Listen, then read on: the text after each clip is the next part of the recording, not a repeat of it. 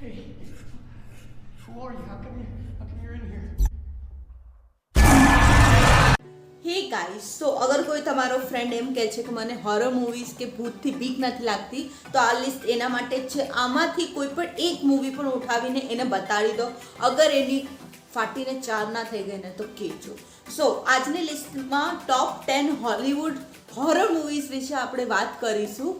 પણ આની અંદર હું સ્ટોરી વિશે વધારે વાત નહીં કરીશ, કેમ કે મને હોરર મૂવીનું સસ્પેન્સ ખોલવામાં કોઈ જ ઇન્ટરેસ્ટ નથી ને આ ગુનો મારે નથી કરવું.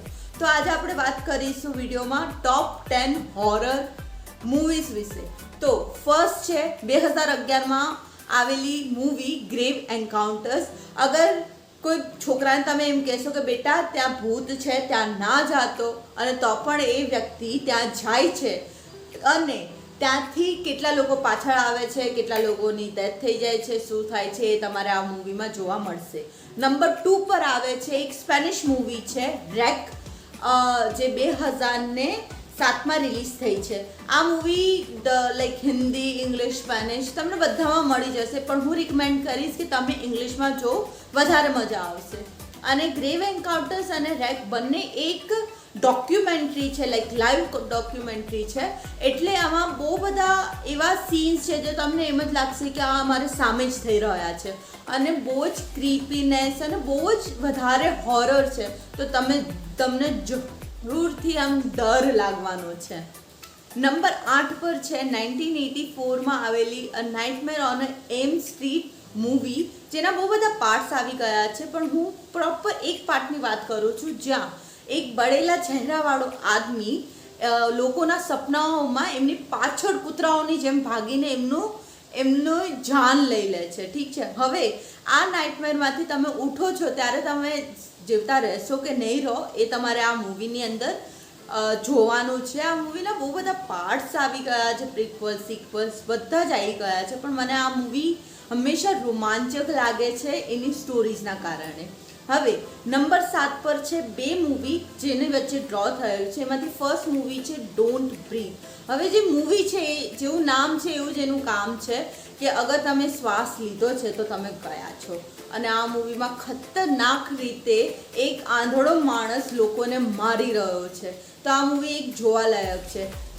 અને નંબર 7ની બીજી મૂવી છે નેટફ્લિક્સ હંમેશા કોઈ નવા કોન્સેપ્ટ વિચારતો હોય છે અને નવી નવી વસ્તુઓ લાવે છે, જે છે 2018માં રિલીઝ થયેલી બર્ડ બોક્સ મૂવી, જ્યાં એક મહિલા, એક મોમ પોતાને 2 છોકરાઓને બચાવવાની કોશિશ કરે છે આંખમાં પટ્ટી મારીને, કેમ કે ત્યાં એવું એક એલિયન છે જેને અગર તમે જોઈ લીધું તો તમે પાગલ થઈ જશો અને પોતાની જાન લઈ જ લેશો. તો એ મધર પોતાની 2 ચિલ્ડ્રન્સને કેવી રીતે બચાવે છે એ આખી મૂવીમાં બતાવ્યું છે, જે તમને બહુ જ કનેક્ટ કરી દેશે આ મૂવી સાથે. હવે નંબર 5 પર છે રોંગટન સિરીઝ. અગર તમે નોન વેજીટેરિયન છો તો તમને આ મૂવી જોઈને તમે નોનવેજ ખાવાનું ભૂલી જશો, એ મારી ગેરંટી રહેશે. બિકોઝ એટલો ખૂન ખરાબો છે, એટલી ગંદગી દેખાડી છે આ મૂવીઝની અંદર કે તમને આમ અંદરથી વિચિત્ર ફીલ થવા લાગશે. રોંગટનની સિરીઝમાંથી કોઈ પણ મૂવી જોઈ લો, એક આદમી, એક ઇન્સાન કેવી રીતે એક ખોટો રસ્તો ચૂઝ કરી લે છે અને ત્યાંથી એની લાઈફ બરબાદ થતી રહે છે. જંગલી જાનવરોની જેમ એને દોડવું પડે છે પોતાની જાન બચાવવા માટે. આ છે રોંગટન સિરીઝ. સો નંબર 5 પર આવે છે 2002માં રિલીઝ થયેલી ધ રિંગ. આ મૂવીનો કોન્સેપ્ટ એ છે કે એક વિડીયો છે જે તમે જોઈ લીધો છે તો 7 દિવસની અંદર તમારી મૃત્યુ થઈ જશે. ટીવીમાંથી એક ભૂતની બહાર આવશે, જેનો સીન બહુ જ ફેમસ છે. અને આમાં જે એક્ટિંગ કરી છે એક્ટ્રેસ, ઇટ ઇઝ પરફેક્ટ. અગર તમે આની કોઈ રીલ જોઈ હોય તો તમને દેખાશે કે એ રિંગની જો ભૂત બનવા માટે એને કેટલું પ્રિપરેશન કરવામાં આવ્યું છે. તો આ મૂવી તો મારી હાઈલી રિકમેન્ડ મૂવી છે. હવે સો નંબર 4 પર છે 2018માં આવેલી એક મૂવી અ ક્વાઇટ પ્લેસ, જે તમે નેટફ્લિક્સ પર જોઈ શકો છો. હિન્દી ને ઇંગ્લિશ બંનેમાં અવેલેબલ છે. આ મૂવી જે નામ છે એવું જ છે. અ ક્વાઇટ પ્લેસ મીન્સ એવી જગ્યા જ્યાં તમે અગર થોડો પણ અવાજ કરશો તો એક એલિયન્સ આજુબાજુ ફરી રહ્યા છે જે અવાજથી તમારી પાસે આવીને તમારી જાન લઈ લેશે. અને આમાં એક ફેમિલી કેવી રીતે સર્વાઈવ કરે છે એ આખું બતાવેલું છે.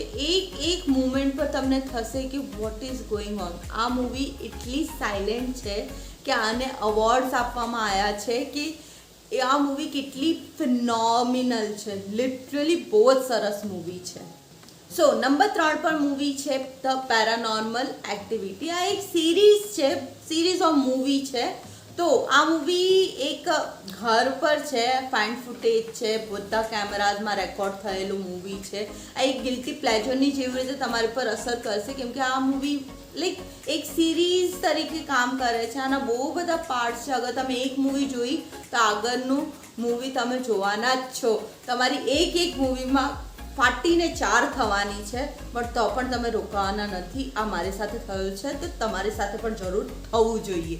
તો નંબર 2 પર મૂવી છે એ 2013માં આવેલી ધ મૂવી કન્જ્યુરિંગ, જે ઓબ્વિયસલી ટ્રુ સ્ટોરી પર આધારિત છે. જે માત્ર 20 મિલિયનમાં મૂવી બનેલી હતી પણ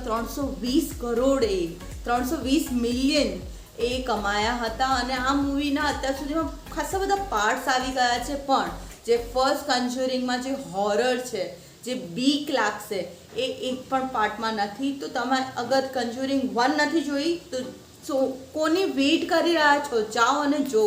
હવે નંબર 1 એ સૌથી ડરાવનું મૂવી હતું મારા માટે, જે 1973માં આવેલું હતું. આ મૂવી છે ઇંગ્લેન્ડ અને ઇન્ડિયામાં બેન થઈ ગયું હતું કેમ કે આ બહુ જ હોરર હતું અને ટ્રુ સ્ટોરી ઉપર આધારિત છે એટલે છે ને એ બહુ જ ડરાવનું છે. આ મૂવીનું નામ છે ધ એક્ઝોસ્ટિક, જે બહુ જ ઓછા લાઈક બજેટમાં બન્યું હતું પણ બહુ જ ડરાવનું અને બહુ જ પ્રખ્યાત આ મૂવી છે.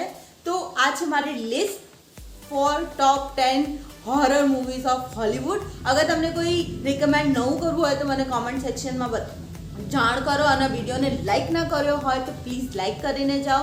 મારી આ નવી ચેનલ છે તો પ્લીઝ આને સબસ્ક્રાઈબ કરીને જાઓ. અને આવા જ નવા કોન્ટેન્ટ આવતા રહેશે.